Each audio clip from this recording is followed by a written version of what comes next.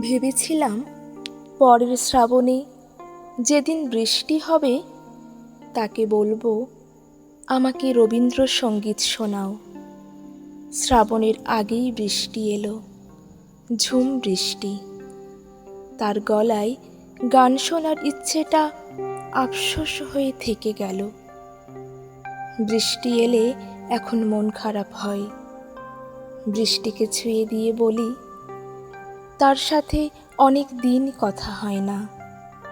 সে আছে কিন্তু আমার হয়ে না। মন খারাপ হয়, চোখে জমে জল।